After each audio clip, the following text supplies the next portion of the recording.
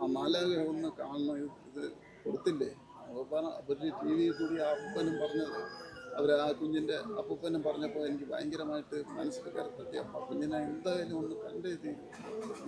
ഇപ്പോൾ ആ അപ്പൂപ്പനെ കണ്ട് സംസാരിച്ചു, അപ്പൻ്റെ കൂടി നന്ദി പറഞ്ഞ് അപ്പോൾ ഒരു സമാധാനമായി.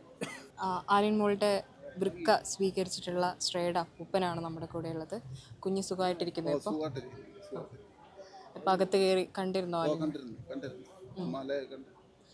ശ്രേയമോൾ എത്ര ആയി ഇപ്പോൾ ചികിത്സയിലായിട്ട്? 1.25 വർഷമായി. എവിടെയായിരുന്നു ചികിത്സ ഉണ്ടായിരുന്നത്? മെഡിക്കൽ കോളേജിൽ തന്നെ. ആലിൻ്റെ കുടുംബത്തോട് സംസാരിച്ചിരുന്നോ? അവരുടെ കുടുംബത്തോട് സംസാരിക്കാൻ പറ്റിയിരുന്നോ വന്നപ്പോൾ? നേരത്തെ ഇപ്പോൾ അപ്പൂപ്പനെ കണ്ട് സംസാരിച്ചു, അപ്പൻ്റെ കൂടി നന്ദി പറഞ്ഞ് അപ്പോൾ ഒരു സമാധാനമായി, സന്തോഷമായി. ആ നന്ദി പറഞ്ഞ് ആ മാലാഖയെ അവസാനമായി ഒരു നിമിഷം കാണാൻ വേണ്ടി രാവിലെ അവിടെ നിന്ന് വെളുപ്പിനെ കണ്ടു. എവിടെയായിരുന്നു സ്വദേശം? എവിടെയായിരുന്നു? നെയ്യാറ്റിൻകര. ശ്രേയമോക്ക് ഇപ്പം എത്ര മാസമായി? ശ്രേയമോക്ക് കഴിഞ്ഞിട്ടാ എത്ര മാസമായി കുഞ്ഞിന്? വയസ്സിപ്പോൾ വയസ്സ് കുഞ്ഞിൻ്റെ ശ്രേയമോളുടെ വയസ്സ് എത്രയായി ഇപ്പോൾ? 11.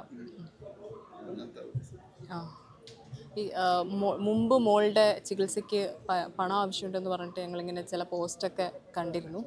ആൾക്കാരൊക്കെ നമ്മൾ പറഞ്ഞ് അഥവാ ഇത് മാറ്റി വയ്ക്കുകയാണെങ്കിൽ നിങ്ങൾ അപ്പോഴും സഹായിച്ചാൽ മതിയെന്ന് പറഞ്ഞിട്ടുണ്ടായിരുന്നു. അപ്പോഴാണ് ഇത്. അപ്പോൾ അത് പിന്നെ കിംസിൽ ചെയ്യണമെന്നുണ്ടെങ്കിൽ നല്ലൊരു പൈസ വേണം. അപ്പോൾ അങ്ങനെ ഇരുന്നപ്പോഴാണ് ഇത്.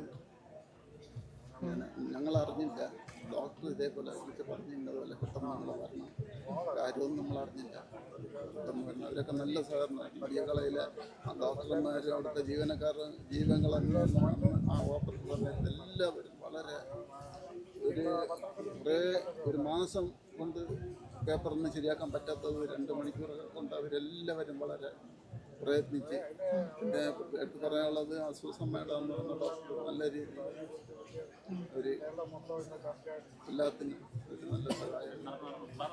അവയവം അങ്ങോട്ടേക്ക് എത്തുമ്പോഴും നിങ്ങൾക്കും ടെൻഷൻ ആയിരുന്നു അല്ലേ? അവയവം അങ്ങോട്ടേക്ക് എത്തുമ്പോഴേക്കും നമ്മളെ കുറച്ച് നല്ല പ്രയാസപ്പെട്ടുവെങ്കിലും ഇങ്ങനെ ഒന്നും നമ്മൾ പ്രതീക്ഷിച്ചിരുന്നു. എപ്പോൾ മുതലായിരുന്നു ശ്രേയമോക്ക് അസുഖം വന്നു തുടങ്ങിയത്? ഒരു ദിവസം കൊണ്ടാണ് ഇത്. പിന്നെ കഴിഞ്ഞ ഡിസംബർ 6 എന്നാണ് ഇത് അറിയുന്നത്. അല്ലാതെ ഒരു അസുഖം. എന്ത് രോഗലക്ഷണമായിരുന്നു ആദ്യം കാണിച്ചത്? ലക്ഷണമൊന്നുമില്ല, ഒരു ശ്വാസം മുട്ടൽ മാത്രമേ വന്നിട്ടുള്ളൂ. അപ്പോഴേക്കും ആ ശ്വാസം മുട്ടൽ വന്ന് നേരെ ഈ രാജ്യത്ത് കൊണ്ടുപോയപ്പോഴേക്കും അവിടെ കൊണ്ടുപോയപ്പോൾ ഇവള് ആ അവസ്ഥയൊക്കെ എല്ലാം നഷ്ടപ്പെട്ടു. അപ്പോൾ പിന്നെ നേരെ മെഡിക്കൽ കോളേജ് കൊണ്ടുവന്ന് നോക്കിയിട്ട് അവളെ 2 ട്രീറ്റ്മെൻറ്റ് പോയി. നഷ്ടപ്പെട്ടു. അന്ന് നേരം വെളുപ്പിക്കില്ല എന്ന് പറഞ്ഞു. എന്നാലും ദൈവത്തിൻ്റെ കൃപ കൊണ്ട് തിരിച്ച് ദൈവം നിലനിർത്തി പോയി.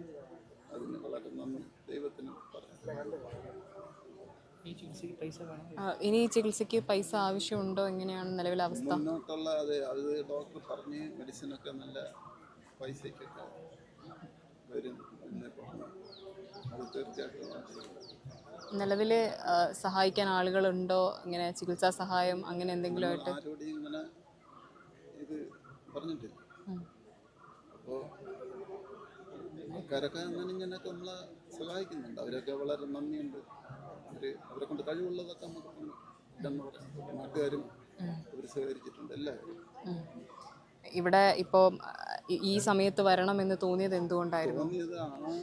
ആ മാലാഖയെ ഒന്ന് കാണണം, ഇത് കൊടുത്തില്ലേ.